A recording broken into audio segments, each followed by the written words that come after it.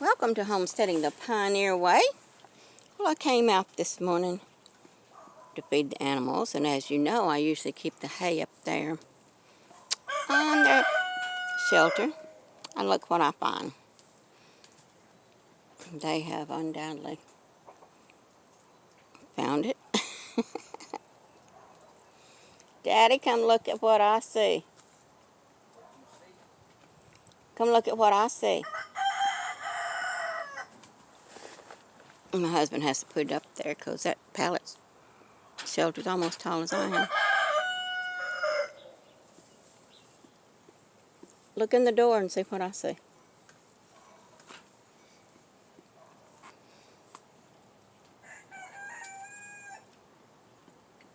I see 3 goats, the same 3 was there yesterday. What am I looking at? Well, what are they doing? Do you not see anything They're different? eating on a bale of hay. Uh-huh. What's wrong with that? Well, is the hay supposed to be there? No, but they got it there. So, we can't put 2 up there because... dog, are you helping Mama? Yeah, Shadow's helping Mama. Are you helping Mama? I gotta go turn the people. Okay, Shadow's helping Mama. So what are we going to do? Just leave it there and let the... Sit there and let them eat off of it like it is. All right, well, if they pee and poop on it, they won't. It'll just be wasted because they won't eat it. Anyway, life on the homestead. Hey, Asa, what are you doing, huh? What are you doing, Asa? You're not over there eating. Hey, Shadow, what's the matter? What's the matter? Somebody coming up that shouldn't be here? Is somebody coming up that shouldn't be here? Good boy. Good boy. You keep... Oh, wait a minute. You keep us protected. Oh, well. Daddy said just leave it there. We'll see how long it lasts. It's not... I usually cut the ties and just give them a flake a morning and a flake in the evening. We'll just leave it like that and see how long it lasts. It may last longer this way, just leaving it tied up. Are you listening to me talk? Huh, is she? Are you listening to me talk? He just quit eating and is standing there staring at me. Hey, Asa, what are you doing? Asa, what are you doing, huh? What are you doing? Yeah, there's not any hay in that. I had put hay in that little feeder. There's not any in there. Remember? I tore it up the other day and I just tied it back up, but I hadn't put any more hay in it. Okay, Asa. Come over here and get hay with the other boys. Come on. Well, that's where one of y'all supposed to sleep. There's 3 shelters. We tore that one is as high as the middle one, but this one goes down a little lower, so it kind of slopes, and they keep getting the tin off of them. Hey, Asa. Mama's pretty boys, Asa and Frigio and Ishi. Oh, you're just going to lay down and enjoy it, huh? Wife of Riley. Okay. Let me see what the ducks are doing, the chickens. Okay, let me see what the ducks and chickens are doing. Okay. I don't know if I've got your paws or not, but we're going to go around the corner here.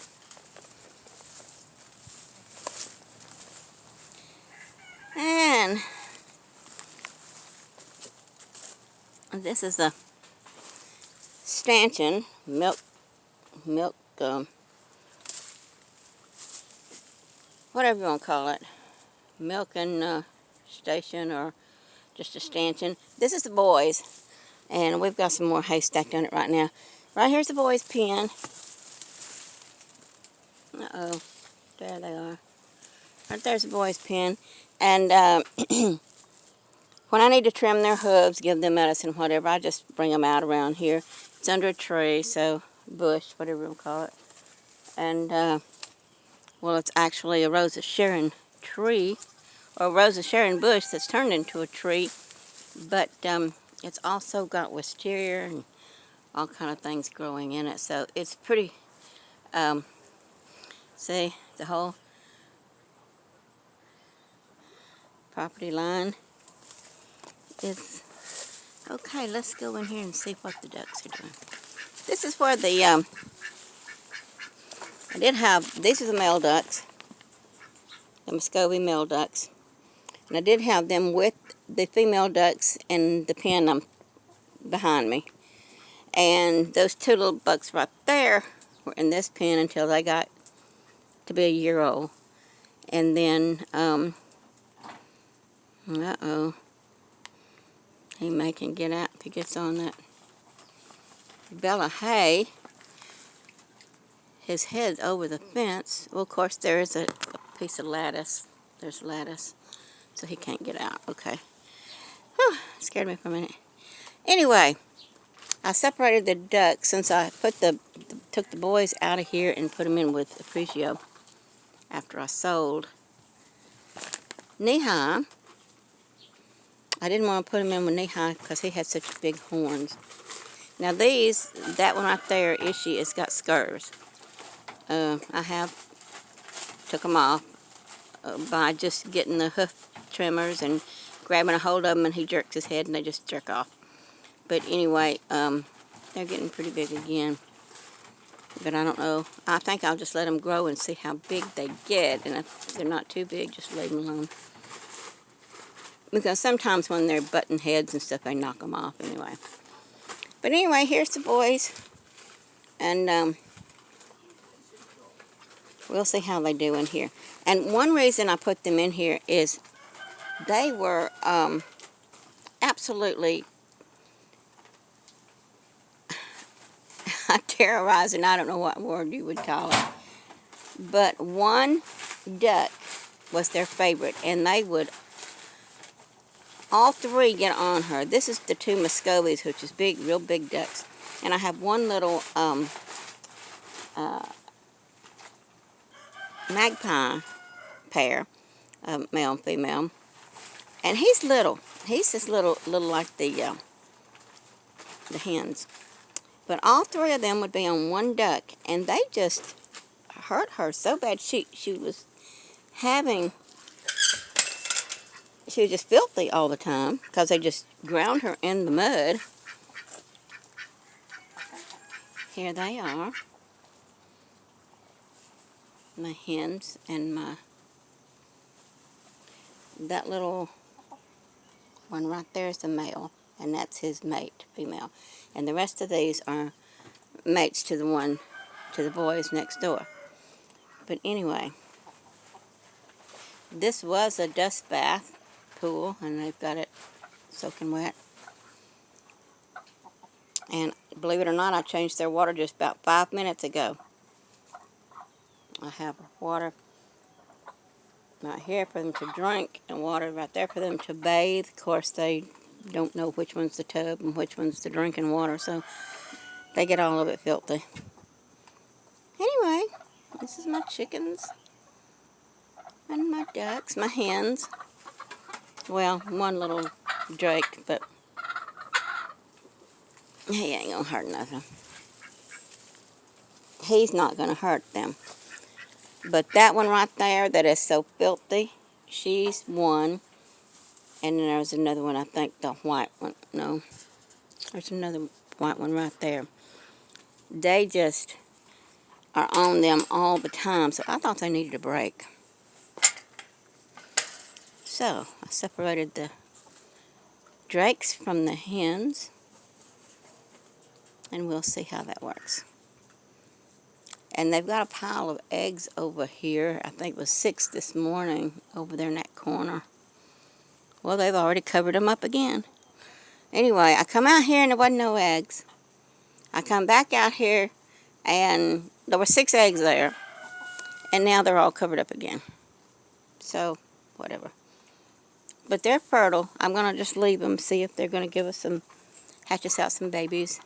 And if not, well, it's only 6 eggs that we'll lose. Anyway, and there's the little boys all going around there. I have 3 buck pens. One for the babies, the baby bucks, when I separate them from mom at 6 weeks old, because they can start breeding at 6 weeks old. They start extending, and as soon as they start extending, they can start breeding. So, this is where I put their feed. This is where they put their water. And that's the hay barn, and this is their shelter. But like the big boys, they tend to lay on the hay. Hey there. How's Mama's big boys, huh? How was Boaz? Joshua? Cool. Hi. Sailor Gee and Braveheart. That's Mama's big boys. Yes, it is. Mama's big little boys. They're about 3 months old now. And the reason I have 3 pens is I put the babies in here when I separate them from moms. And then when I need to separate the girls to dry moms up, I will put them in here, and these boys go in that middle pen. So I'll have to redo that middle pen over there where I just put the drakes. And I guess I might put them back in with the ladies just until I can dry the does up. I want them dried up a couple months before breeding. And once they're dried up, then I can put the baby girls back in with them and put these boys back in here. And the drakes back in there. So it's always things going on in the homestead. Oh, Lord. But anyway, that's what I'm doing today, just checking pens and checking things. And I'm fixing to go around to the does, but I've shown you the does before. I've shown you them eating in the feeder. I've showed you I don't know if I showed you the milk station or not, but whatever. I showed you the barn I'm making, and the hay barn, and all that. So I guess this will be it for today. And till next time, I'll say, this is Homesteading the Pioneer Way, saying, keep homesteading.